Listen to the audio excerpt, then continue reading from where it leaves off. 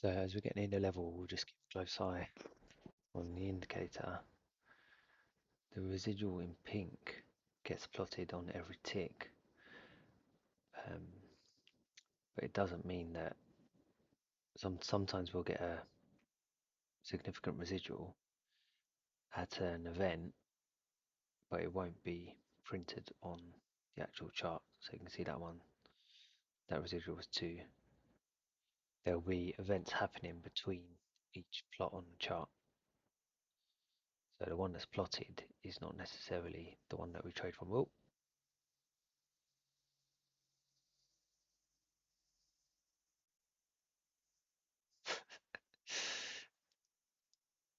so we got one there, and these are the ones I was explaining earlier when the delta pushes hard in one direction in the blue, and then the residual plots in the other direction in pink. So you can see that happen there in real time. And then you've got the red vertical line, which was the short signal, which happened exactly here. Which was it there? So there was an event at some microsecond which got plotted there, which was about 57. Was it 57? Yeah, which is at 2557, which ended up being there.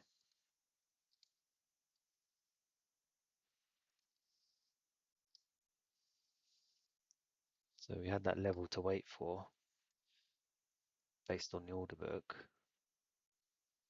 So we know approximately where price is going and where we're looking to short from. The actual trade got triggered here at 2557, which is right in that wick on the 10-second chart. And then we're expecting short-term move out of there, um,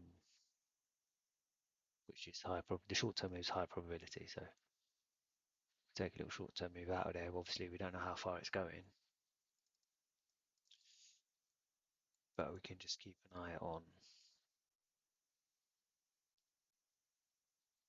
the order book to see what's going on. You can see all these contracts getting added there. So that doesn't necessarily mean that price is going to drop from here. That can be a spoof, which means those orders would disappear out of the book as price gets near to it. Um, so that doesn't mean that's going to be resistance. But let's see if we get a drop out of here now.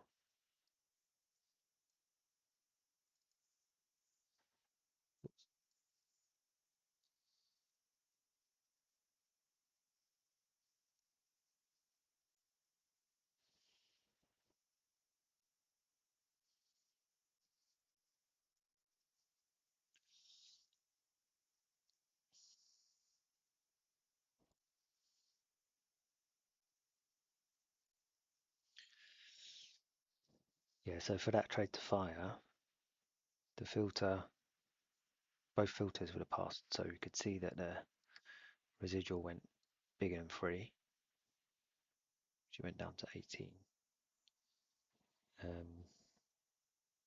And the z-score would have been adequate for the regime that's been detected. So that would have passed as well. Both of those pass, and you get a trade signal for the short. Um, so I don't think anyone could have reacted fast enough to get it exactly in the wick. But you can see we get a short-term direction. At some point, I'm gonna try and automate this. So as soon as that happens, it'll get you in here, right in the wick. Again, so it's the same thing that happened on these lows, exact same thing. where the delta was pushing in one direction, which is blue, price it into the level, and then the residual plotted in the opposite direction. So that's just saying that all the accumulated delta smacked into a level, and then the predictive algorithm was predicting price to carry on higher based on the order flow and the delta, but the prediction was wrong by that much. So it was wrong by 17 ticks. So that's just telling us that that level was going to hold, which it did.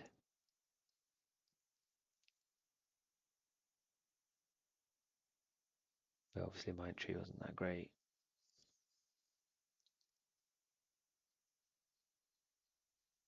So if it was an automated entry from there, it would have been a much sharper move out of there. But we'll see how far this goes. You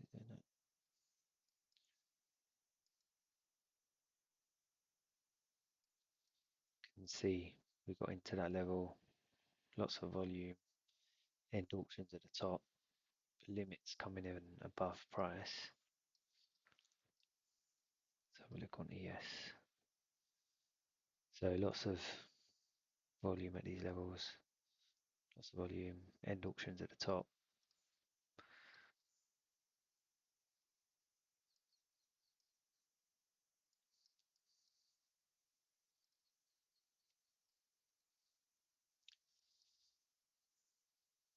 And then it's up to you to manage the trade.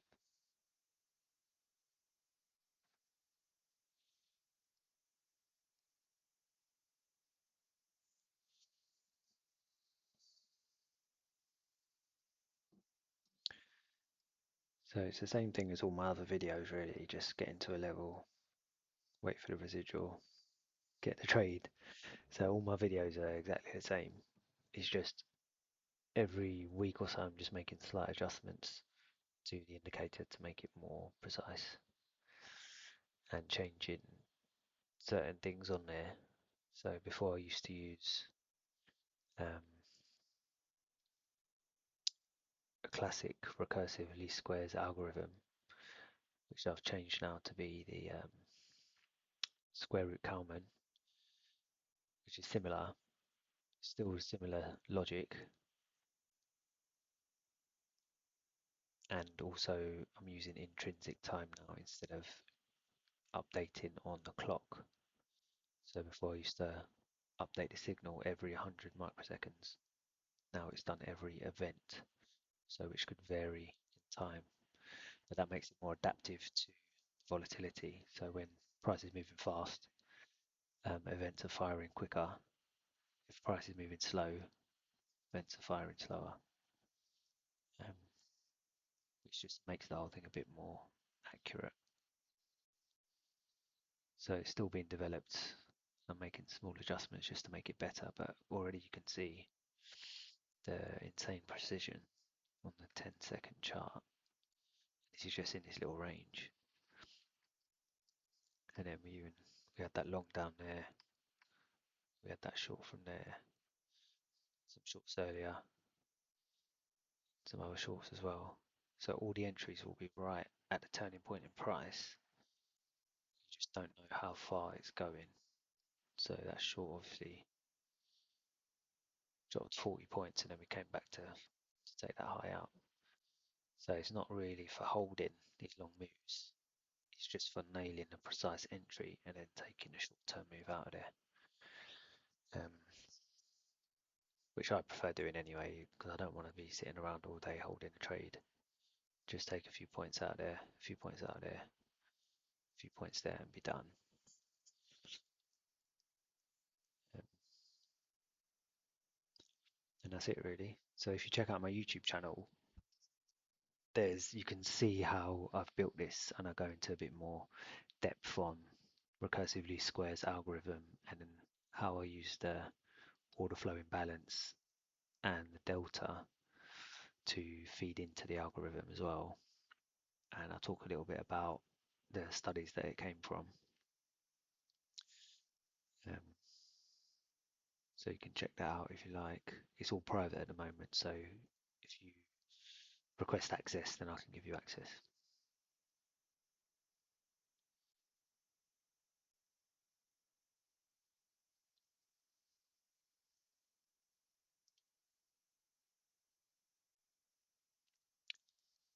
So this is what the Kalman is calculating. So what we're plotting is the pre-update residual, which is the micro impact residual innovation, which is here. And we know the Kalman's working properly if the post-update residual is reduced by as close to 100% as possible. So that just means it's learning the impact of the OFI and the delta on price, and it's updating its knowledge constantly. And that's exponentially weighted. So you can change this in the settings, but it's placing more emphasis on the current price action and forgetting what's happening, forgetting what it's learned over previous price action. So it makes it more adaptive. So you want it constantly adapting to the current price action, um, so the signals are more accurate on the tick chart.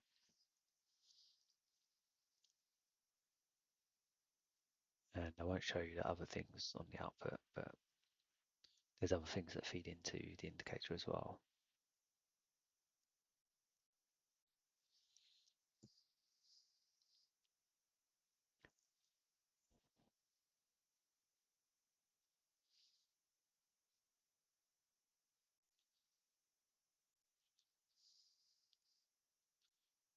So if we go back out onto the 1 minute, you can see all the little entries from today. You can see how we're getting the exact turning points in price. Longs from there, longs from there, longs from there.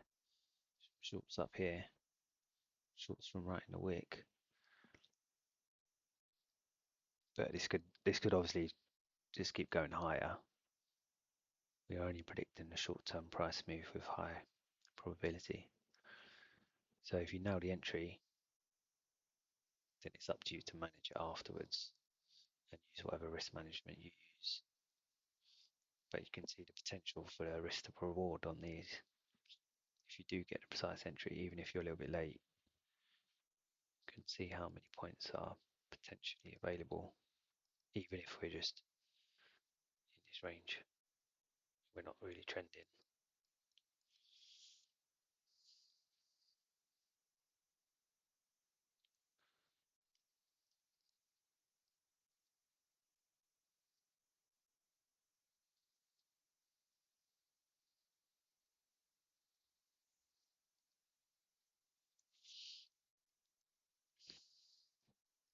And the good thing about this is that you don't need candlesticks and you don't need to interpret candlesticks or look into past data at all. So there's no looking back in price and trying to determine where it's going to bounce. You're not drawing fibs to try and find where to take profit. That short was nailed right in the wick when there's nothing over here to the left. So you don't need candlesticks, you don't need historical data. You just need a good data feed. Market by order level 2 and something to quantify the data. So the level 2 looks like that on NinjaTrader, which is pretty disgusting. Which is why I like to have Bookmap up as well.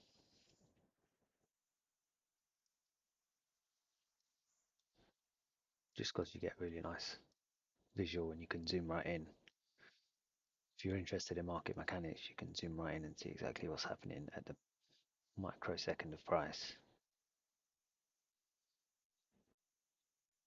And it's got all your standard order flow tools on there as well, like your CVD, footprints, whatever you guys use.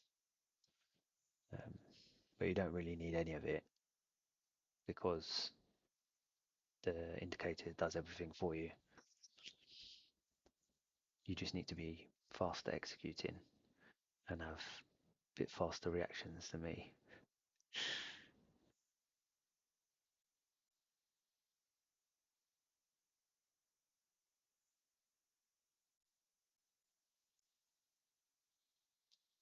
But yeah, I'll do a bit more of teaching on how the indicator actually works